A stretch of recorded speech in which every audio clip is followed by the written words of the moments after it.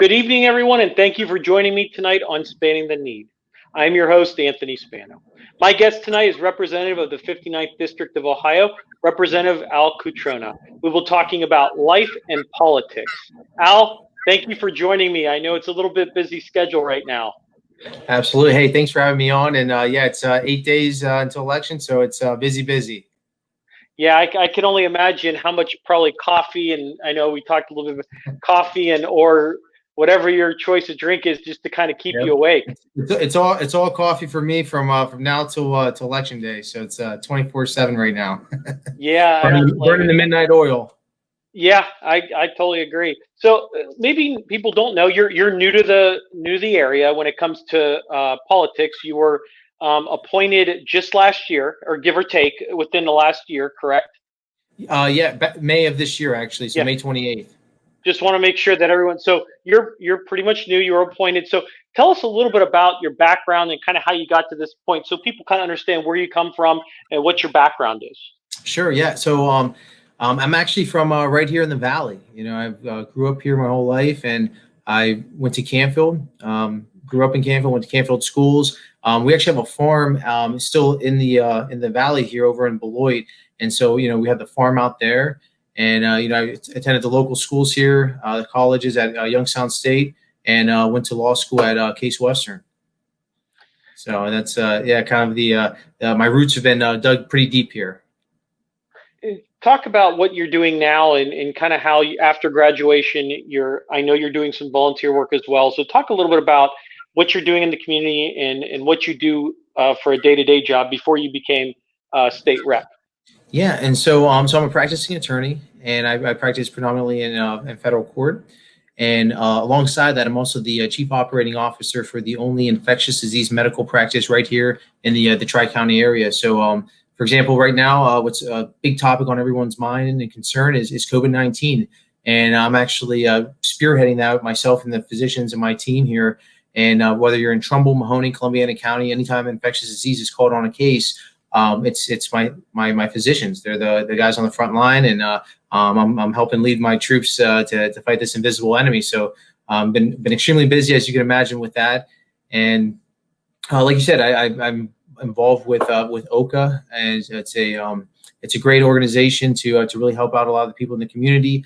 And I've kind of that was kind of my day job with everything going on. And then recently I figured to add one more job on my plate, and I had recently applied for a vacancy for this seat, and was recently appointed May of this year. And so I've been also a legislator now. And so it was kind of a it's an unfortunate situation of the vacancy and how that arose. Don Manning had done so much great stuff here for the Valley, and he had done so much in such a small period of time. So definitely got some big shoes to fill, but I've had a lot of people, a lot of great support, both here in the community, along with having great legislators by my side. So it's been a great opportunity, and looking forward to this November election. So I get an opportunity to have a full term of 2 years to continue helping out the Valley, especially right now with COVID going on, and to make sure that I really carry on that torch that Don had lit.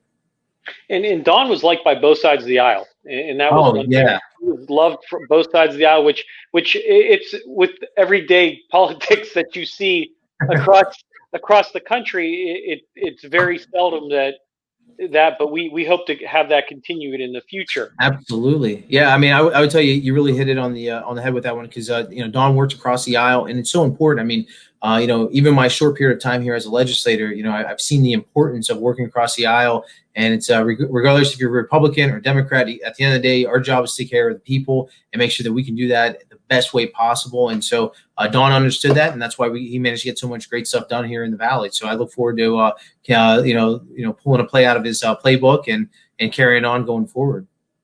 Let me ask you that. So you apply, you get the call. How did that feel? How did that feel to get that vacancy filled by yourself?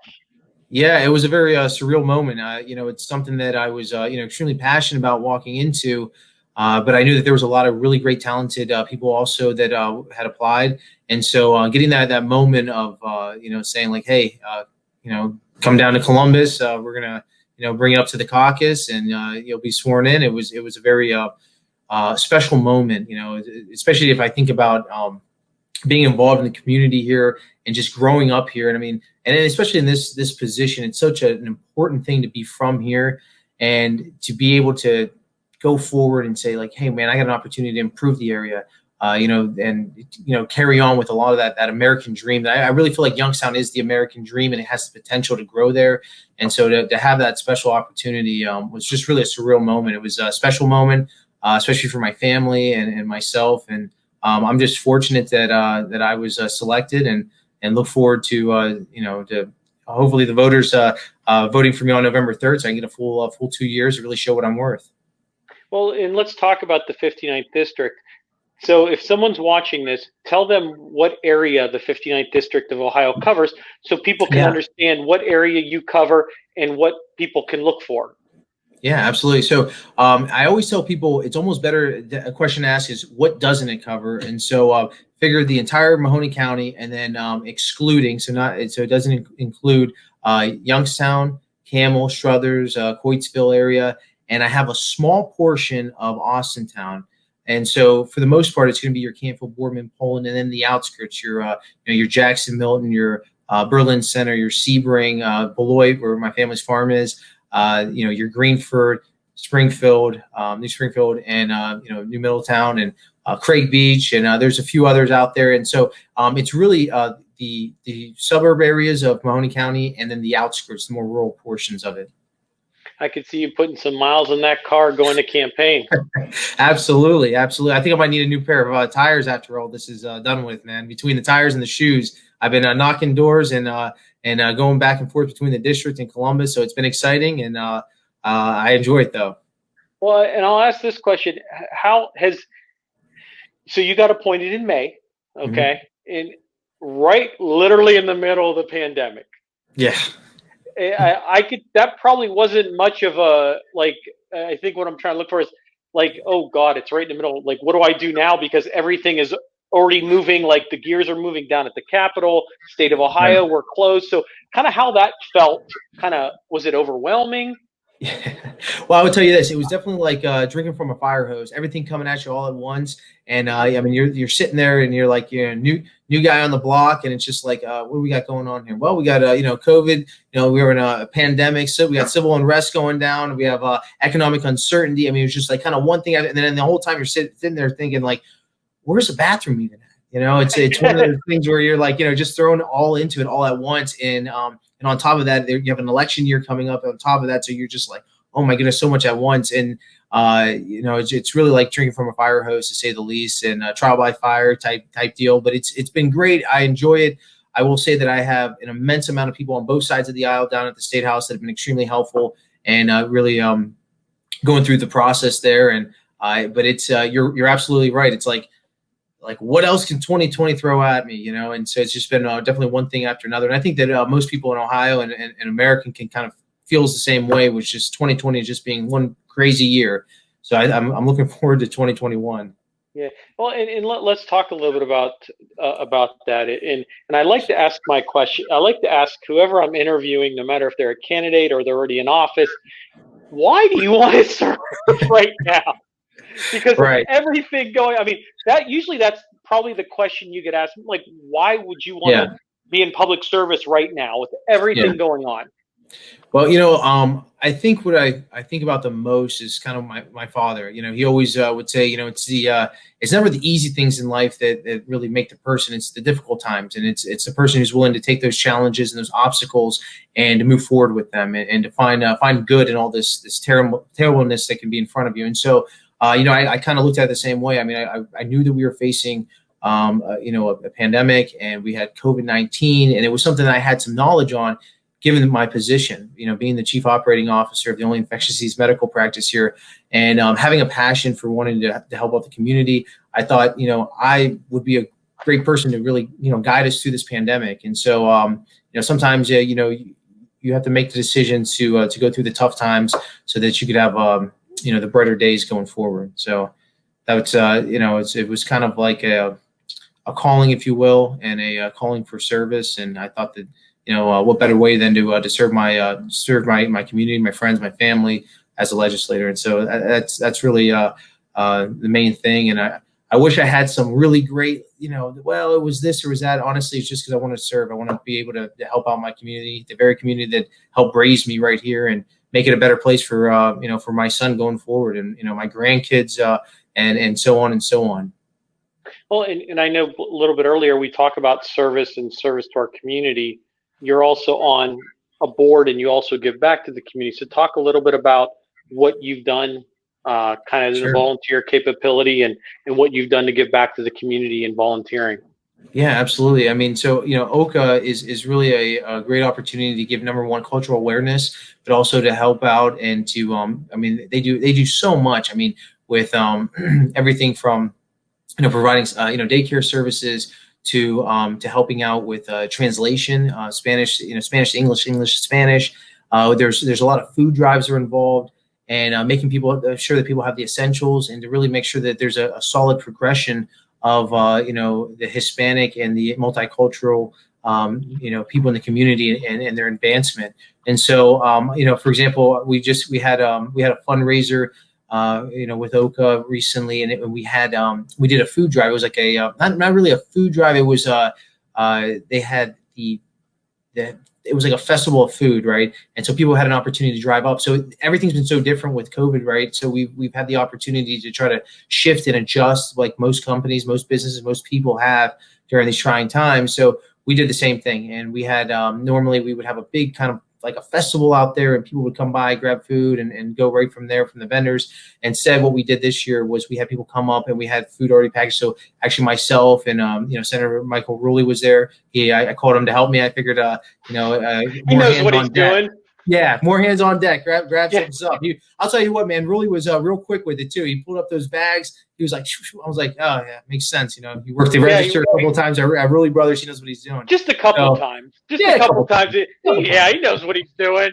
So he was nice enough to answer my call to come help me with that. And but it was a joint effort. I mean, there's so many people there willing to help out the community, and it's good to see everybody join together. And that's what in my opinion, I think that's how Youngstown typically is. I mean, recently we had a food drive for veterans, and it was raining and it was pouring, and I'm out there moving boxes, and everyone's joining up, everyone's helping out. I mean, we had hundreds and hundreds of cars go through there, and then on top of that, we had so many people willing to help and load up vehicles with food. So food drive, everything like that. I mean, there's a lot in the community, and it's good to know that we have a lot of support here in our community of people that are like-minded, that want to help others, and especially in this trying time. I mean, I can't speak enough about the environment that we're living in right now with COVID-19, how it's affected so many different lives across the board, regardless of where you live, whether you are in the 59th or elsewhere. I mean, it's affected everyone across the state of Ohio and the country. So to see good people band together, it's awesome. It really is. And we'll talk a little bit about COVID and the pandemic here in a little bit. I want to get back. You're fairly new. As we mentioned, you just got sworn in May. What are some of your top issues that you want to bring, or that are on your priority list for the Mahoning Valley? Yeah, and so number one thing is jobs. I want to make sure our economy's booming. I want to make sure that we got jobs here, and that we can keep the jobs that we have, because with COVID, it's created honestly a devastating effect, and the potential effect to go on for years if we don't work through this. And so I want to make sure that the jobs that we do have, businesses, small business owners, that they have the relief that they can get right now, and to make sure that they can continue on doing what they do, and to make sure that we can bring new business in here. I mean, we have a great opportunity with that. I want to make sure that we expand the opportunities that we have right now in the Lordstown area. We have the endurance truck, which I personally am super excited about. I think it's just going to be completely both revolutionary. It's going to be completely it's going to rejuvenate the area, and so I'm really happy about that. And so honestly, the number one thing I want to make sure is that we have good, solid jobs. I want to make sure that, after, get the jobs rolling with that, but I want to make sure that our healthcare system is taking a look at. I mean, there's a lot of infrastructure issues, a lot of whether it's corporate practice of medicine, if it's red tape involved in that, in the healthcare system, both whether in business or in healthcare, there's a lot of overburdensome regulation that needs to be addressed. And I want to cut through that. I want to make sure that it's a lot easier for business owners. And ultimately, too, this is kind of a byproduct of COVID-19, is the opioid and substance abuse issue crisis that we have going on in our country, but also in our region.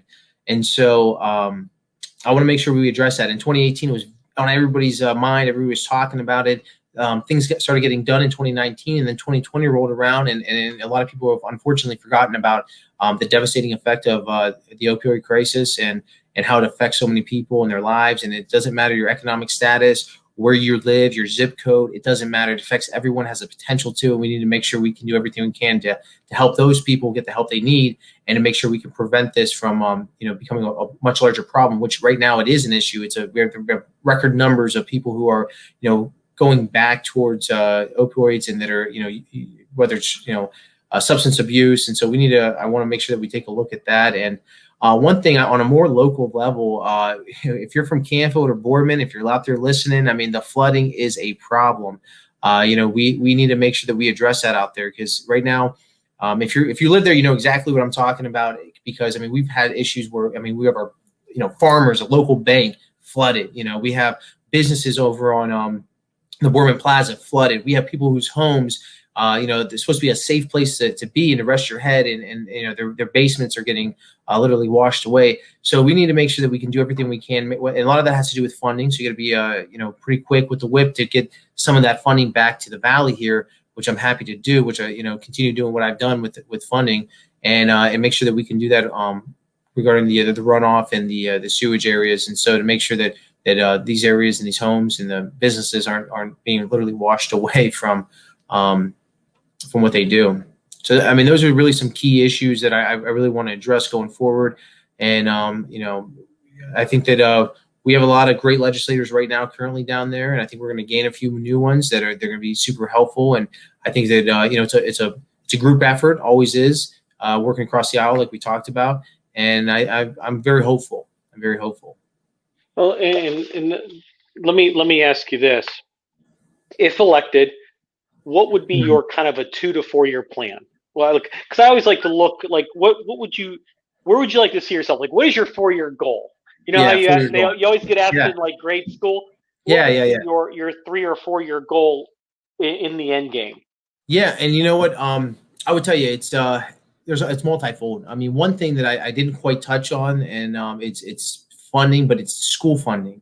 And so our education system is so vital, and I see issues, especially in my district. And these are the schools of Canfield and Poland that I'm giving a shout out to, but also schools that are in the more rural area. You're looking at talking about your schools in Western Reserve, Sebring, and places like this that don't get the necessary funding, and it's supposed to be paid mostly by taxes, property taxes. And I mean, we need to do what we can to make sure that there's a better calculation system going forward so that they can get the funding that they need. The funding does not come in these areas. These schools are struggling infrastructure-wise. I mean, the students are amazing. The teachers are amazing. The students do very well academically, and that's great. But you know what? It's kind of hard when you don't have the technology of the 21st century and, say, a place like Canfield. I mean, I went to Canfield, and I actually just recently took a tour through Canfield, my old alma mater, both CH Camel, the middle school and the high school. And one of the things though that I recently was seeing is that I didn't realize is just the structure of the schools are literally almost like collapsing over there. It's so bad.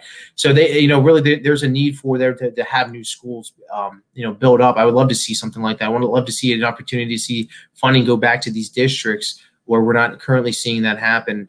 Kind of a byproduct and kind of stuff that we've actually started to do is with broadband, right?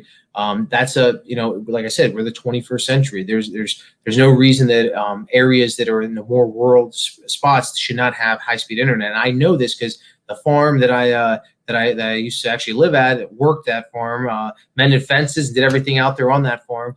But we also lack the internet. I mean, it's just a reality, and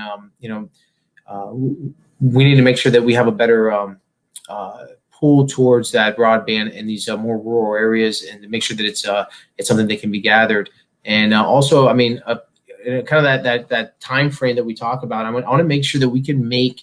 And do I think it can happen in 4 to 5 years? I mean, I think it's a strong effort. It's going to probably take a little bit longer, but you're going to see a massive difference in 2 to 3 to 4 years is the economy here. I want to make sure that we make this a powerhouse economy. I want people to want to come to Youngstown, Ohio. I want the good quality people that we have. People like, my friends that I graduated, a lot of them have moved away because they just didn't have necessarily the jobs here, or at least they thought so. And we have the potential to bring that here. And I want to make sure we keep our quality people here, and to make sure that we have a booming place where businesses want to come to Youngstown, Ohio. They want to come to Lordstown. They want to come to Boardman. They want to come to all these areas that affect the valley every single day.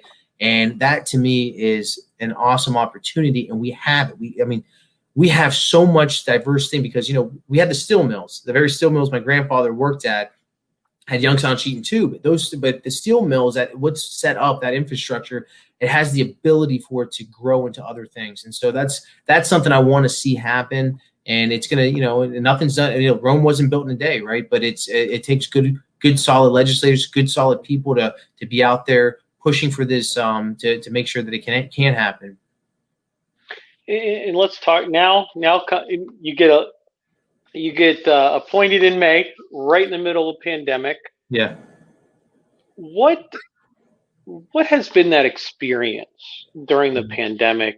I mean, we're shuttered inside. We really started opening up maybe like July is when they kind of started really opening things up. Talk about how you in particular as a legislator has handled up until now on how you've handled the pandemic. And do you agree with what Governor DeWine has done, or is there anything you would do differently going back? Yeah, that's a great question. And I would tell you this, number one, the pandemic early on, it was such an unknown thing. And we saw all the devastation that we saw overseas. And when it came here, I get the issues and concerns. And, you asked specifically about DeWine, and I'll tell you this, DeWine had a difficult job. I don't think anybody can deny that. He has had a very difficult job dealing with the pandemic. I think every governor across the state of, across the country had a difficult job. I think that his response to doing an earlier kind of shutdown, if you will, was essential, and I'll tell you why. So being in the healthcare industry and literally going through it, we handle every single hospital in this area, every single LTAC, we work with them.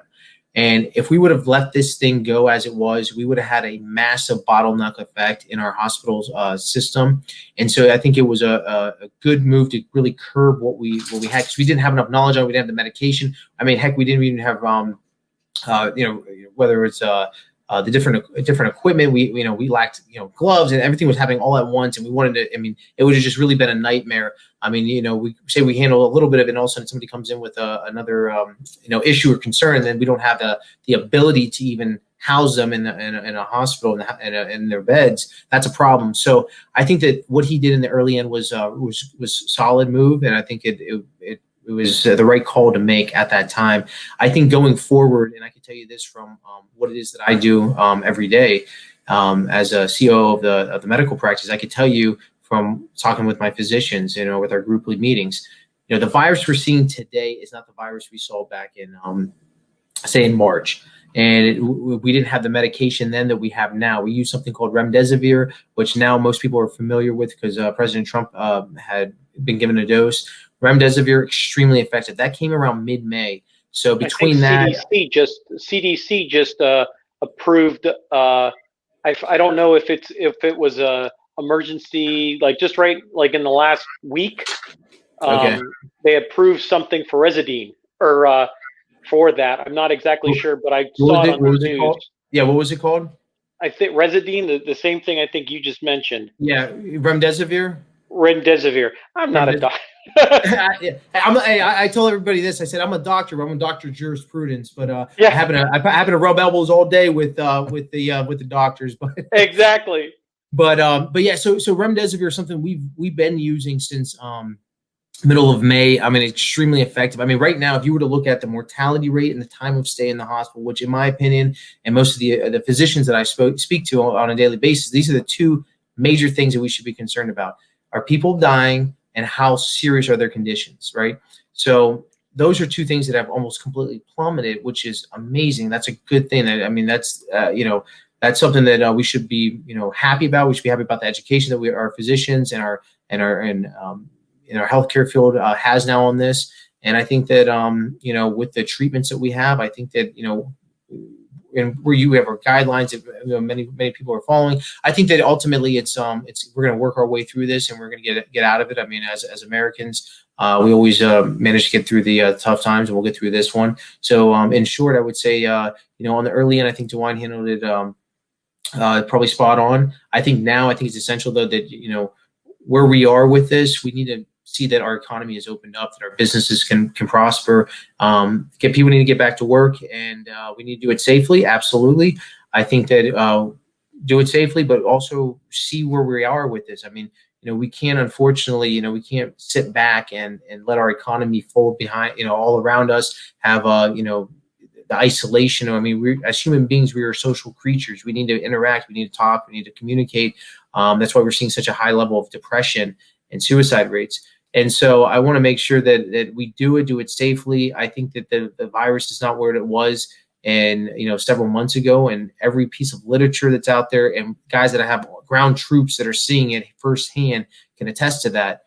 And so I see it as a situation where let's get back to work. Let's make sure that we can do it safely, but let's get back to work. And so that's one thing that I would like to see, DeWine also follow suit with, is that, to get this economy up and running. I mean, I personally introduced a bill to lift the 10 o'clock ban to lift the 10 o'clock ban that they had on the sale of alcohol for both restaurant owners and for bars. And I mean, these are small businesses. They are struggling right now. And it's not just, you're talking about a one restaurant. I mean, we're talking about the restaurant. We're talking about the people in the line of the chain of command for that, whether you're bringing inventory in, if you're a truck driver. What about the carpenter that was originally going to have a bid to expand that restaurant, right? They may not have the financial means now. That means that affects the carpenter, right? So it's one thing after another. So I think it's a slippery slope if you let that continue. So I say open it up, do it safely though.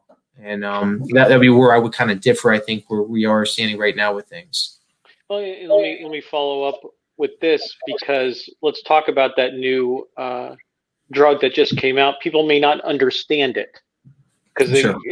So I just want to back up because I know I don't understand. So how does I just want a general? You don't have to get into very. Yeah, and I'll be honest with you. Yeah, and I'll be honest with you too. Like I said, I'm not a physician. I'm not right. A physician. What I can tell you is what we are using. I can tell you what we do on a weekly meetings, talking with pharmacists, working with my physicians, and knowing the drugs that they are currently using to some degree. I mean, obviously these physicians. I mean, you don't become an infectious disease specialist overnight. These guys know what they're doing, and so I think I happen to be a fly on the wall over there, but happen to have have a good idea. Yeah, and I think that was because I'm not familiar with. I've seen the drug, and I'm not sure what it does or if it slows down. If something recently came out from the CDC, I'd have to look into it and see exactly what it is before I spoke on it. That's fair. That's fair. Yeah. Okay, there's been a lot between the CDC and just kind of back and forth with a few things, so it's kind of it's been difficult keeping up track with most of that. Oh, I totally agree. I should have. So we talk about a variety of different things in the Valley. What seems to be the most takeaway from that people you talk to in the Mahoning Valley? Just on a day-to-day basis of things that they want to see happen. And I would tell you this, takeaway is this: people want an opportunity to keep food on the table and a roof over their head. I mean, people want to keep to make sure that they have jobs, they have job security. They want to make sure that they have good education for their children. They want to make sure that they have an opportunity where, they have that American dream. And, there's been so much where things have, that have pulled away, I think, a little bit from that American dream. And so, recently, I think with everything that's going on with the potential job growth and everything like that, I mean, it really stems to the root of it all. And so I think that's one of the biggest things that I hear people talking about is the economy, the jobs, education, your fundamentals behind that. And probably the biggest thing, and I can tell you hands down, and this is where I 100% agree. I personally, I'm a constitutionalist. I believe in the Constitution. I believe in the rights that we are afforded, and those are such a sacred thing. And people are scared. People are scared about where this nation is headed. They're scared about losing the First Amendment rights, Second Amendment. I mean, every single portion of that, the breaking down of our very building blocks of our nation and from our founding fathers. I mean, a lot of people are concerned about that. People are concerned about the looting and the rioting in different areas. I mean, listen, you talked about how is it going through as a legislator recently, being there. I've been to Columbus before, and I've never seen Columbus look like a war zone. That's what it looked like when I was down in Columbus. It looked like a war zone from the rioting and looting. And listen, I'm all about the First Amendment. I may, regardless of how I feel about one thing or another, if you feel the need to peacefully assemble and protest, have at it. But as soon as you begin looting and rioting and destroying small business owners, storefronts, that's a concern. That's a problem. And that's at that point you're taking criminal action. And so people are concerned. I mean, of these protests gone violent, and they're worried about their rights being stripped away, and they're really concerned about that. And so I think most people that I've spoken to, regardless of the aisle that they look at, most people are concerned about their the foundation of our nation, that are the constitutionality of it. And that's been one of the biggest concerns I've seen people really speak about. Well, I appreciate you taking time, and now I got some rapid fire questions for you. All right. These are, from what I get when I interview people, they say these are the most challenging. I said, come on, these are personal experiences. So basically the first one, this could be either personal or professional. So anything can be. So best accomplishment. Ooh, best accomplishment. Oh, that's tough. They are tough because you know what? I mean, it is a difficult thing that especially because people don't want to talk all the time about their accomplishment. I would tell you this. I would say that one of the biggest accomplishments that I had was let me think. Do we want to come back to it?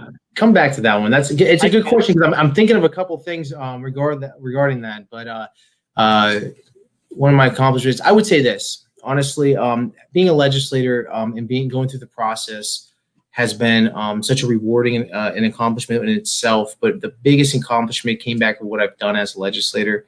I would say the funding that I brought back to the area. I mean, I'm such a passionate person about the schools.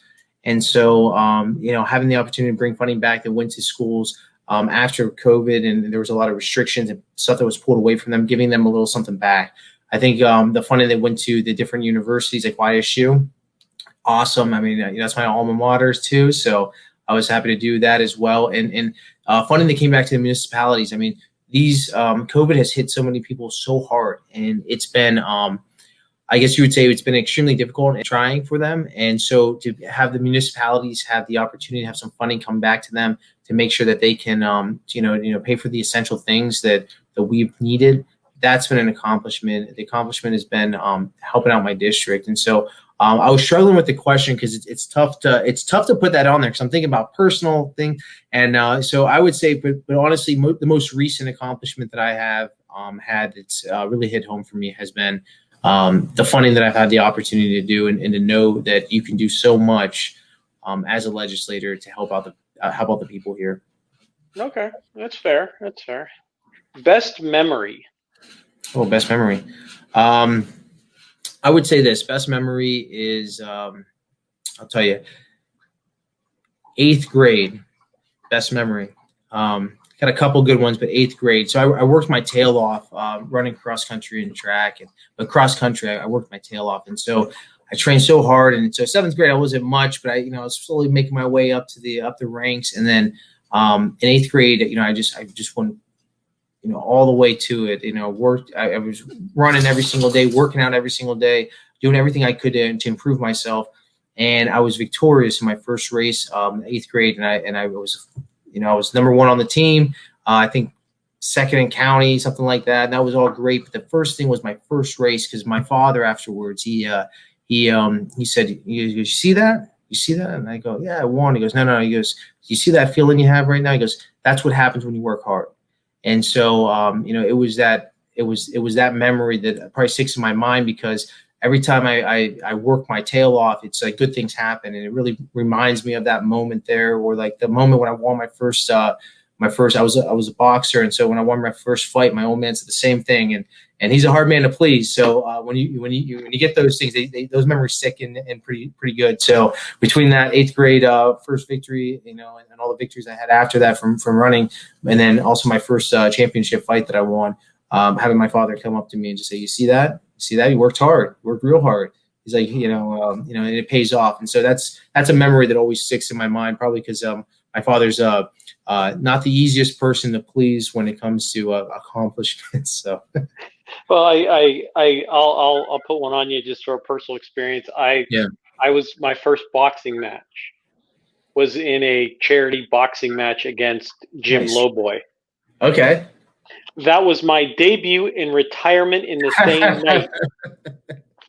I hear you on that. You know what? It's sometimes you get rattled in there, and it could be tough. It's a battle. It's a battle. It was all for the kids. That's how we like to put it. And the things we do for the kids. Oh, sometimes I wonder, but hey, at the end of the day, it's always good. I mean, I trained for weeks, 6 to 8 weeks for that, just for a 3-round event. I mean, you're exhausted. Yeah. Oh, absolutely. I mean, when I was training for the Golden Gloves, it was it was ridiculous. I mean, because then you have to stay in your weight class, the food. I mean, everything was like, okay, you could eat this, you could eat this. Did you run 10 miles today? No. Well, run 10 miles and then get back to the gym and work for 3 more hours. Work out for 3 more. So, yeah, I get it. Yeah. Best experience. Best experience. Best experience.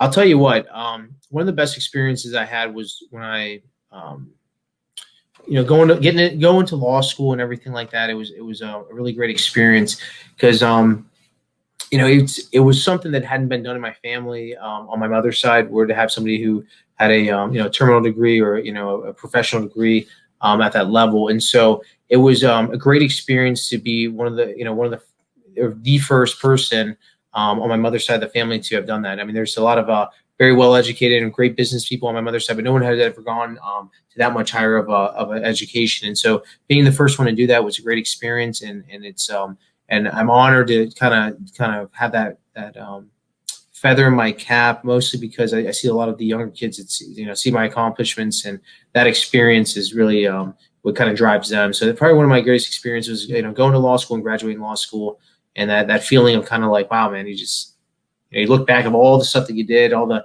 avoiding going to here, or I can't go out with you because I got to study, and so it was going to law school, finishing law school, passing the bar on the first attempt. That was that was special. That was a great experience. Who would be your role model? Who's your role model? My old man. Yeah, hands down. Thinking about it, it's the old man. He's I look at all the accomplishments that he has. I look at myself and I go, I'm nowhere even near. My old man has managed to do so much between saving hundreds of thousands of lives in his 35 plus years as a physician, to going to med school in Spain where he didn't even speak Spanish. He's 100% Italian. And so he walked in there, didn't know the language. Yeah. So he literally walked in there and just, he did a crash course for a couple of weeks on Spanish, literally went into the classes where it's full blown Spanish. And he would just, he would sit there and do what he could. He would take the stuff, translate it from Spanish to English so he could see what was going on. So, I mean, he's all hard work and grit. I call him my Clydesdale. Doesn't matter how much work you put on him, he just keeps pushing through. And so that's the type of person I aspire to be. The guy that's doesn't matter how much work you put in front of him, how hard things are, push through. So yeah. And then my last question is, if there was one person you would want to meet, past or present, who would it be? Past or present, who would it be? Oh, let me see here. I told you these are the harder questions. These are the hard ones because there's like about 1 million people I'd love to see and meet. I don't know. That's a tough one. You can give me a couple. I'll give you a few. One would be the opportunity to meet somebody, past or present. Boy. Man, you make these hard questions, man. These are hard questions. Let Would me you see rather here. want that, or I'll go harder on the other question? I mean, maybe I would have wanted more a harder question about legislation. That way, I could at least. No, I'm just teasing. No, take it easy on me with these ones. I like it. Let me see here. I probably somebody that would has always been Vince Lombardi would be a great person. I would think Vince Lombardi, another person, great football coach, but just inspiring to say the least. The work ethic that he put into it, he was all about work ethic, all about hard work and the dedication that comes to, and with that, his famous quote, about winning, most people know, and it's that driving force. So probably like a Vince Lombardi type, or it would be nice to have met. There's a few presidents out there I can name, a few presidents, and yeah, I mean that'd probably be a person that I always was extremely interested in knowing, and that would be someone there. So. Well, Al, I appreciate your time, and it's always a pleasure. Yeah. Thank you for taking time out of your busy schedule. Hey, I'm happy to do it anytime, and it was a pleasure for me. The pleasure's all mine. So, thank you for everyone for joining us tonight. Check out other podcasts and interviews and videos at anthonyvspano.com. Be safe and God bless. Good night.